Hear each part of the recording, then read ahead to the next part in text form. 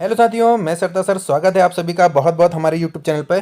तो साथियों, एक बहुत ही महत्वपूर्ण आदेश कक्षा 9वीं में नामांकन की प्रक्रिया के संबंध में, जो कि समग्र आईडी से किया जाना है। जो भी नामांकन की प्रक्रिया है कक्षा 9वीं के विद्यार्थियों के लिए, वो समग्र आईडी के माध्यम से हो रही है, जिसमें बहुत सारी त्रुटियां, बहुत सारी समस्याएं आ रही है। उसके संबंध में एक बहुत ही महत्वपूर्ण आदेश मध्य प्रदेश शासन के द्वारा आज दिनांक 26 सितंबर 2023 को जारी किया गया। यह आदेश समस्त कलेक्टर जिला मध्य प्रदेश के लिए जारी किया गया। इसका विषय जो हमने कहा कि छात्र छात्राओं की समग्र आईडी में आवश्यक संशोधन करने की अनुमति की के संबंध में, अर्थात समग्र आईडी में जो संशोधन की आवश्यकता है, उसमें संशोधन की अनुमति मिलने वाली है। अब वो अनुमति जो दी जा रही है, उसके संबंध में ये लेटर मध्य प्रदेश शासन के द्वारा जारी किया गया। आइए जानते हैं। जैसा कि आप सभी को मालूम है कि माध्यमिक शिक्षा मंडल मध्य प्रदेश द्वारा कक्षा 9वीं के छात्र छात्राओं की जो नामांकन प्रक्रिया है, वो समग्र आईडी के माध्यम से हो रही है। और समग्र आईडी के माध्यम से होने के कारण उसमें बहुत सारी त्रुटियां मिल रही है, जिससे कि जो नामांकन की प्रक्रियाएं हैं वो बहुत ही बाधित भी हो रही है, उसमें बहुत ही दिक्कत आ रही है। इसको ध्यान में रखते हुए ये आदेश जिसमें कि समग्र आईडी में संशोधन की अनुमति दी जा रही है, ये आदेश बहुत ही महत्वपूर्ण है समस्त प्राचार्यों को, कि आप अब नामांकन की प्रक्रिया आप आसानी से कर सकते हैं। जो भी आपको समस्या आ रही है, उसका समाधान इस लेटर के माध्यम से बताया गया है। प्रक्रिया में समग्र आईडी में ई केवाईसी सत्यापन एवं छात्र छात्राओं के समग्र में आवश्यक संशोधन की प्रक्रिया को सरल करने के उद्देश्य से निम्नानुसार निर्देश किया जा रहा है। यानी किस तरीके से आप उसमें संशोधन कर सकते हैं, जो भी दिक्कत आ रही है संशोधन की समस्या, तो उसकी अनुमति इस लेटर के माध्यम से दी जा रही है। अब इसमें बताया गया है कि ई केवाईसी अनुरोध के सत्यापन हेतु संबंधित ग्राम पंचायत स्तर पर सचिव, शहरी क्षेत्र में वार्ड प्रभारी के साथ साथ अब माध्यमिक शिक्षा मंडल द्वारा मान्यता प्राप्त हाई स्कूल प्राचार्यों को भी अधिकृत किया जा रहा है। यानी माध्यमिक माध्यमिक शिक्षा मंडल द्वारा मान्यता प्राप्त जितने भी हाई स्कूल हैं, उनके समस्त प्राचार्यों को अब ई केवाईसी करने या ई केवाईसी सत्यापन करने की अनुमति दी जा रही है। ठीक है, ये बहुत ही महत्वपूर्ण बात है। दूसरा ये कहा गया है कि अब उनको अधिकृत जब कर दिया जाएगा, तो अधिकृत हाई स्कूल प्राचार्य समग्र मोबाइल ऐप को डाउनलोड करेंगे और इसके माध्यम से लॉगिन करके निम्न कार्रवाई कर सकते हैं। अब कौन कौन सी कार्रवाई वो करेंगे प्राचार्य अपनी लॉगिन आईडी से, वो बताया जा रहा है कि समस्त प्राचार्यों को लॉगिन आईडी मिलने वाली है। इस लॉगिन आईडी और पासवर्ड को उनके पंजीकृत माध्यमिक शिक्षा मंडल में जो पंजीकृत मोबाइल है, उसमें एसएमएस के माध्यम से दिया जाएगा। यानी आपको एसएमएस के माध्यम से आईडी पासवर्ड मिलने वाला है। लॉगिन के पश्चात प्राचार्य को अपनी स्वयं की समग्र आईडी पर ई केवाईसी प्रक्रिया करना होगा। उसके पश्चात प्राचार्य द्वारा स्वयं की प्रोफाइल अपडेट की जानी होगी। यानी स्वयं की प्रोफाइल अपडेट करेंगे प्राचार्य पहले, जिसमें नाम, जन्म दिनांक, जेंडर उनके समग्र में प्रदर्शित होगा। जबकि अन्य जानकारी जैसे ईमेल, मोबाइल नंबर, साला का टेलीफोन नंबर, पदनाम आदि जानकारी प्राचार्य द्वारा प्रोफाइल में अपडेट की जानी होगी। यानी ये चीज़ें तो प्रदर्शित क्या क्या होने वाला है, नाम, जन्म दिनांक और जेंडर। बाकी जो अन्य जानकारी जैसे कि ईमेल आईडी है, मोबाइल नंबर है, साला का टेलीफोन नंबर है, पदनाम है, ये उसमें ऑप्शन होंगे जो कि प्राचार्य अपनी प्रोफाइल में अपडेट करेंगे। अपडेट हो जाए, अब इसमें बताया गया है तीसरे पॉइंट में कि प्राचार्यों को केवल अपने जिले की आयु सीमा 13 वर्ष से 16 वर्ष के छात्र छात्राओं की समग्र आईडी में संशोधन करने की अनुमति होगी। यानी प्राचार्य अपने जिले के जो 13 से 16 वर्ष के छात्र छात्र हैं, उनकी समग्र आईडी में बस संशोधन कर पाएंगे। अब जिसकी प्रक्रिया क्या होगी, उसमें बताया कि प्राचार्य छात्र छात्राओं की समग्र आईडी पर ई केवाईसी किए जाने हेतु अधिकृत किए जा रहे हैं। प्राचार्य द्वारा ई केवाईसी अनुरोध का सत्यापन भी किया जा सकता है, यानी अप्रूव भी कर सकते हैं प्राचार्य, ये भी अनुमति दी जा रही है। प्राचार्य द्वारा छात्र छात्राओं के नाम, जन्म दिनांक, जेंडर में संशोधन ई केवाईसी के माध्यम से किया सकता है। जो जो चीज़ें हैं, जिस जिस चीज़ की अनुमति मिल रही है, वो सारे पॉइंट इसमें क्लियर किए गए हैं। इसके बाद जैसे कि इसमें और बताया गया कि माता पिता के नामों को यदि अद्यतन करना है, तो उसके लिए निम्न प्रक्रिया अपनाई जाएगी कि माता पिता की समग्र आईडी उपलब्ध है, तो समग्र आईडी को दी गई ऐप पर प्रविष्ट कर उसका अद्यतन किया जा सकेगा। माता पिता की समग्र आईडी नहीं है, ऐसी स्थिति में आधार या अन्य उपलब्ध डेटाबेस के आधार पर अद्यतन किया जा सकेगा। उपरोक्त बिंदु बी के अनुसार आधार अन्य उपलब्ध डेटाबेस में भी जानकारी उपलब्ध न होने की स्थिति में प्राचार्य द्वारा माता एवं पिता के नाम स्कूल में उपलब्ध दस्तावेजों के आधार पर माता एवं पिता के नाम प्रविष्ट किया जा सकेगा। ठीक है, ये सारे ऑप्शन दिए जा रहे हैं। चौथा कि माता पिता की नवीन समग्र आईडी, क्या माता पिता की आईडी ही नहीं है, समग्र आईडी ही नहीं है, ऐसी स्थिति में नवीन समग्र आईडी के लिए उस अभिभावक को उनकी ग्राम पंचायत और वार्ड कार्यालय जाना होगा, ये प्रचार नहीं कर पाएंगे। इसके बाद उन्होंने बताया है कि जाति प्रमाण पत्र में एवं दिनांक प्रविष्ट करने के बाद ई डिस्ट्रिक्ट पोर्टल पर उपलब्ध जानकारी से मिलान करवाया जा सकेगा। तत्पश्चात जाति प्रमाणित हो जाएगी। उपरोक्त प्रक्रिया छात्र छात्राओं की कक्षा 9वीं एनरोलमेंट प्रक्रिया आगे की जा सकेगी। उपरोक्त प्रक्रिया हो जाएगी, उसके पश्चात 9वीं की जो एनरोलमेंट प्रक्रिया यानी नामांकन की प्रक्रिया है फिर आगे हो जाएगी। समग्र मोबाइल ऐप पर प्रक्रिया दिशा निर्देश संलग्न किए गए हैं। ठीक है, तो नीचे संलग्न किया गया है कि आपको किस तरीके से करना है। उसमें बताया गया है साथियों कि सबसे पहले इसमें कि भाई आपको जो डाटा अपडेशन है कि आप कौन कौन सा डाटा अपडेशन आप कर सकते हैं, इसमें बड़ा स्पष्ट बताया गया है कि डाटा अपडेशन ये है कि समग्र आईडी ऑफ स्टूडेंट यानी समग्र आईडी स्टूडेंट की जो समग्र आईडी होगी उसको अपडेट कर सकेंगे। ई केवाईसी वेरिफिकेशन ऑफ समग्र आईडी यानी ई केवाईसी भी कर सकते हैं समग्र आईडी की, और valid caste certificate caste category update भी कर सकेंगे। ठीक है, अब उसमें उन्होंने बताया है कि समग्र आईडी अपडेट में कि समग्र आईडी जो अपडेट आप करेंगे उसमें क्या क्या कर सकते हैं। ई केवाईसी वेरिफिकेशन, नाम आप ई केवाईसी के माध्यम से, date of birth, gender, father name, mother name, caste category ये आप अपडेट कर सकते हैं। अब रिक्वेस्ट अप्रूवल करने की जो अनुमति दी गई है वो कौन सी अनुमति दी गई, केवल ई केवाईसी वेरिफिकेशन करने की, अप्रूव करने की, उसकी रिक्वेस्ट अप्रूव करने की अनुमति दी गई है। ठीक है, और अब इसमें पूरी प्रक्रिया बताई गई है कि सबसे पहले जैसे कि प्रिंसिपल को अपनी प्रोफाइल अद्यतन करना है, प्रोफाइल अपडेट करना है, तो उसके लिए क्या करना होगा कि आपको अपने समग्र मोबाइल ऐप को खोलना है डाउनलोड करने के पश्चात। फिर उसके बाद इस तरीके के इंटरफेस आएंगे, तो उसमें आपको विभागीय लॉगिन पर क्लिक करना है। ये इंटरफेस में विभागीय लॉगिन पर आप क्लिक करेंगे। जैसे ही विभागीय लॉगिन पर क्लिक करेंगे तो ये इंटरफेस आपको दिखेगा। उस इंटरफेस में आपको आईडी और पासवर्ड डालना, यहाँ आईडी डालेंगे, यहाँ पासवर्ड दर्ज करेंगे, और यहाँ पर यहाँ जो कैप्चर कोड आएगा उसको यहाँ दर्ज करेंगे। इसके बाद लॉगिन पर आपको क्लिक करना है। जैसे ही आप लॉगिन पर क्लिक करेंगे तो आपको इस तरीके के इंटरफेस दिखाई देंगे। ठीक है, तो प्रिंसिपल का इस तरीके ये देखिए कि प्रिंसिपल की समग्र आईडी आपको दर्ज करना है, यानी ये वाला जो है इस तरीके का इंटरफेस दिखाई देगा। प्रिंसिपल को अपनी यहाँ पर समग्र आईडी यहाँ पर फिल करना है, और फिल करने के बाद लॉगिन पर क्लिक करना है।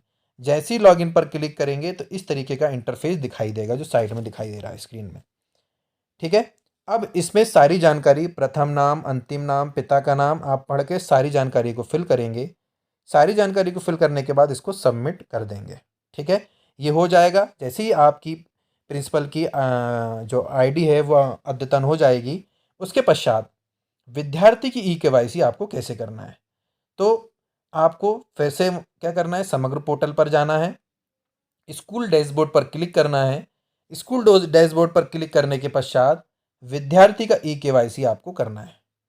अब विद्यार्थी की ई केवाईसी का ऑप्शन आएगा, इस पर आपको क्लिक करना है।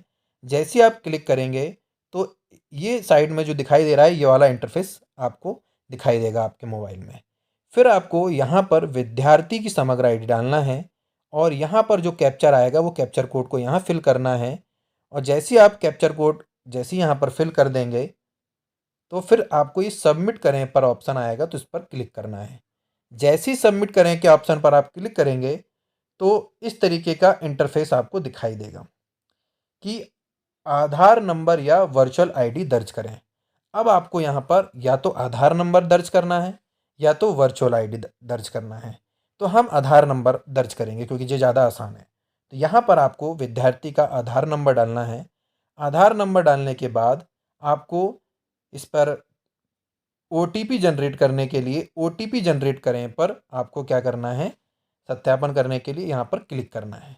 जैसे ही आप यहाँ पर क्लिक करेंगे तो जो मोबाइल है, जो कि आधार कार्ड में जो मोबाइल नंबर अपडेट है, वो पंजीकृत जो मोबाइल नंबर होगा आधार कार्ड का, उस पर एक मैसेज यानी ओटीपी आएगा। उस ओटीपी को आपको ये साइड में जो इंटरफेस खुलेगा, यहाँ पर ओटीपी प्रविष्ट करें का ऑप्शन आएगा, जहाँ पर आपको ओटीपी प्रविष्ट करना है, यानी ओटीपी आपको यहाँ पर डाल देना है। जैसे ही आप ओटीपी यहाँ डाल देंगे तो ओटीपी सत्यापित करें पर आपको क्लिक करना है। जैसे ही आप इस पर क्लिक करेंगे तो एक नया इंटरफेस यहाँ पर आपके पास खुलकर आएगा, जिस पर आधार से समग्र के नाम, जन्मतिथि और जेंडर अपडेट करने के लिए बॉक्स को टिक करें।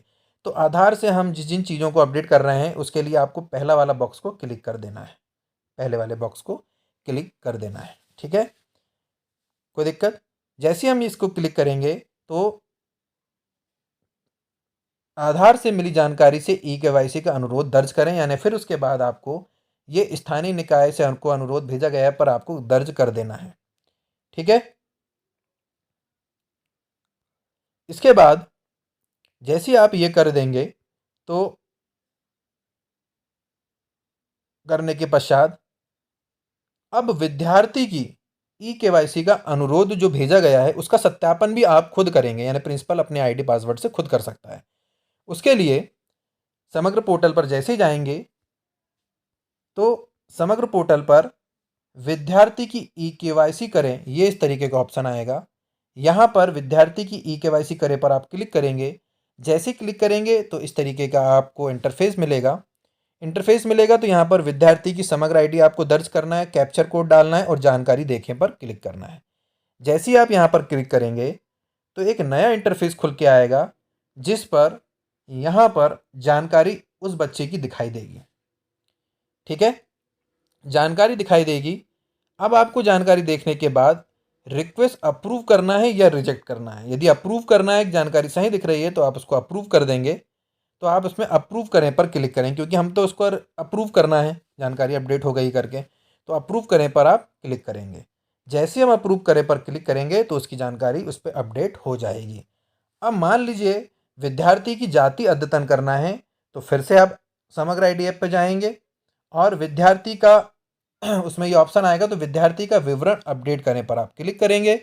जैसे ही क्लिक करेंगे तो यहाँ पर आपके पास इस तरीके का इंटरफेस खुलेगा और इस इंटरफेस में फिर बच्चों की आपको यहाँ पर समग्र आईडी या मोबाइल नंबर जो भी आपको पता है वो डालेंगे, तो समग्र आईडी ही डालेंगे। समग्र आईडी डालने के बाद यहाँ पर आप जो कैप्चर आएगा उसको यहाँ पर डाल देंगे और सबमिट कर देंगे।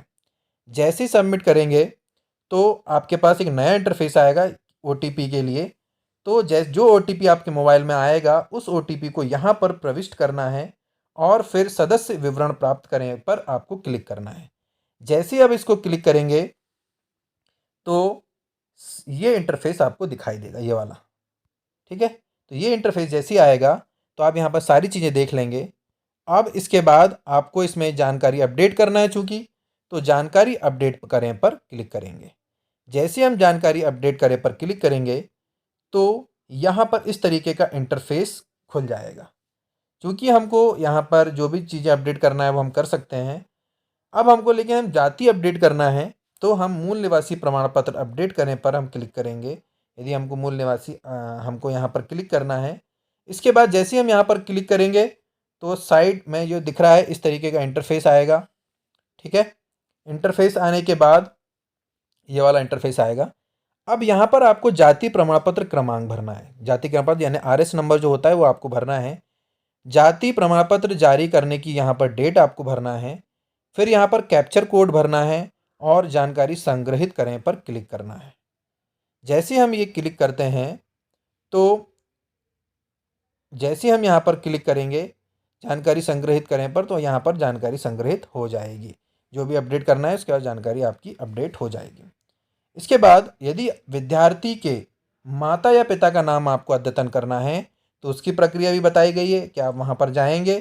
ठीक है, समग्र मोबाइल ऐप में और उसमें विद्यार्थी का विवरण अपडेट करें पर आप क्लिक करेंगे। जैसे ही क्लिक करेंगे तो यहाँ पर आपको इस तरीके का इंटरफेस दिखाई देगा। यहाँ पर आपको समग्र आईडी डालना है और उसके बाद यहाँ कैप्चर डालना है और सबमिट करें पर क्लिक करना है। जैसे ही हम क्लिक करेंगे तो यहाँ पर इस तरीके से आपका इंटरफेस आएगा और फिर इस पर यहाँ पर आपको ओटीपी दर्ज करना है और ओटीपी दर्ज करने पर सदस्य का विवरण देखेंगे तो ये इंटरफेस आ जाएगा और फिर यहाँ पर आप विवरण देखेंगे और उसमें फिर जानकारी अपडेट करें पर क्लिक करेंगे। जैसे जानकारी अपडेट करें पर क्लिक करेंगे तो इस तरीके की जानकारी आ जाएगी। इस तरीके का इंटरफेस आपको दिखाई देगा। फिर आपको यहाँ पर पिता का नाम अद्यतन करें, माता का नाम अद्यतन करें, ये आपको ऑप्शन मिलेंगे। तो आप कोई भी एक विकल्प चुन लीजिए पहले और उसके बाद पिता का नाम अद्यतन करें। क्या आपके पास पिता की समग्र आईडी है? यदि है तो हाँ पर टिक करना है, नहीं है तो नहीं पर क्लिक करना है। तो आप सही विकल्प चुनकर क्लिक करेंगे। आपने जैसे ही उस पर क्लिक करेंगे तो यहाँ पर पिता की समग्र आईडी समग्र सदस्य आईडी दर्ज आपको यहाँ करना है। ठीक है, जैसे ही आप दर्ज करेंगे और खोजेंगे तो यहाँ पर जानकारी आ जाएगी। फिर उसके बाद आपको अनुरोध करें पर, इस पर जैसे ही आला इंटरफेस आएगा तो अनुरोध करें पर आपको क्लिक करना है। अनुरोध करें पर जैसे ही आप क्लिक करेंगे तो यहाँ पर अगला इंटरफेस जो है वो ये वाला आएगा और इस पे समग्र परिवार के सदस्यों के माता पिता का आपको चयन करना है और माता पिता का नाम समग्र परिवार सूची में न होने पर यहाँ पर आपको क्लिक करना है। जैसे ही आप क्लिक करेंगे तो आधार के अनुसार अभिभावक का नाम नया इंटरफेस जो आएगा उस पर आपको ऐड कर देना है। जैसे आप ऐड करेंगे तो यदि पिता का नाम उपरोक्त सूची में नहीं है तो आगे बढ़ें, तो आपको आगे बढ़ना है क्योंकि सूची में नहीं है, तभी तो हमने इसको क्लिक किया है। फिर उसके बाद आपको इस तरीके का माता पिता का नाम चुने, यहाँ से आपको माता पिता का नाम चुन लेना है और फिर डेटाबेस जो भी होगा तो डेटाबेस जो भी मिलेगा वहाँ पर आपको दर्ज करना है। इसके बाद जैसे ही आप क्लिक करेंगे तो नया इंटरफेस जो है वो ये वाला खुलेगा। यहाँ पर आपको नाम दर्ज करना है, कैप्चर कोड दर्ज करना है और सबमिट कर देना है। जैसे ही आप सबमिट करेंगे तो जो भी आपको जो नाम अद्यतन करना था वो अद्यतन हो जाएगा। इस तरीके से अब माता का यदि किए और फिर पिता का करना तो यही प्रक्रिया पुनः आपको दोहरा लेना है, तो आप पिताजी का भी उसमें अद्यतन कर सकते हैं। तो इस तरीके से इन सभी प्रक्रियाओं के माध्यम से प्राचार्य अपनी आईडी, यूज़र आईडी, पासवर्ड के माध्यम से विभिन्न प्रकार की जानकारी अपडेट कर सकते हैं और इसके बाद कक्षा 9वीं में विद्यार्थियों के नामांकन की जो प्रक्रिया है वो आसानी से कर सकते हैं। तो जो नामांकन की प्रक्रिया बाधित हो रही थी, इसमें उन्होंने बाधित होने के जो भी कारण थे सबका सॉल्यूशन प्रोवाइड करा दिया है। उम्मीद करते हैं कि इस वीडियो के माध्यम से समस्त स्कूलों में जो नामांकन की प्रक्रिया बाधित हुई थी अब बाधित नहीं होगी और इस वीडियो के माध्यम से वो हेल्प लेकर बहुत अच्छे से नामांकन प्रक्रिया को संपन्न कर सकेंगे। तो उम्मीद करते हैं कि वीडियो आपको अच्छा लगा हो। वीडियो अच्छा लगा हो तो वीडियो को लाइक जरूर कीजिएगा, चैनल को सब्सक्राइब कीजिएगा और दोस्तों को शेयर कीजिए। फिर मिलेंगे नए वीडियो में नई जानकारी संग, तब तक के लिए धन्यवाद।